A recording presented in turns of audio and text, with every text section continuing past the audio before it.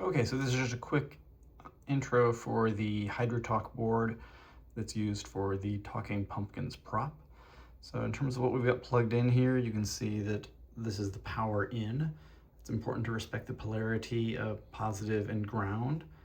Generally, I encourage wiring this up with 12 volts, but you could get by with 9 or a little bit less than that if you needed to.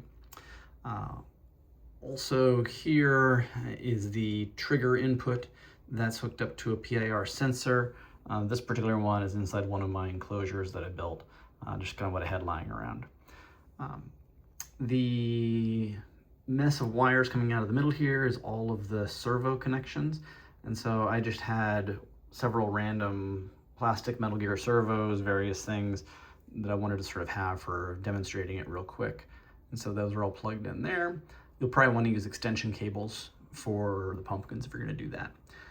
In back, you can see this is the audio out jack. Plugs in just underneath the audio board, and that goes out to just a small battery-powered speaker right here. The audio board does have a USB connection. If you have the board entirely depowered and plug in with a USB cable, then you can upload and download new audio if you want to have the servos responding to something differently. This is the audio detector chip, volume detector. It has a little sensitivity knob, and so if you find that the pumpkins are opening too much or not enough, then you can sort of dial that back and forth. It's somewhere in the middle right now. You'll see the LED lights go up and down with the audio, and you want to adjust it so that they're going up and down as vibrant as possible, and that'll generate more servo movement. So first off, I'm going to go ahead and turn it on.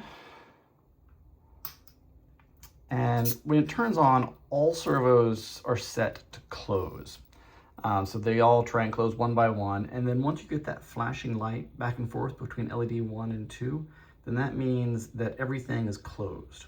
And so this is your opportunity to basically unplug the device at that point and know that all of your servos are in the closed position so that you can mount them inside the hinge mechanisms. Because you want to be able to have this, the servos aren't smart, they don't know what position they're in, so you have to have them set to closed, and then you can mount them at that point. And then they'll be able to open and close later. And so now it's just in sort of the background opening and closing. You can see that various servos are slowly opening and closing.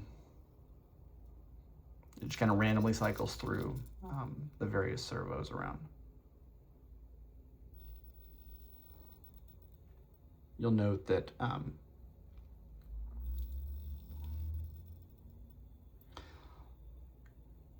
one LED is on when the mouth is opening, and then the other LED shifts to be on when the mouth is closing. And that's pretty much that. When the mouths are closed, if there's a movement in front of the PIR sensor, that will trigger the board to go into laughing mode. And you'll have to be a little persistent about it. The board won't go into laughing mode at any moment.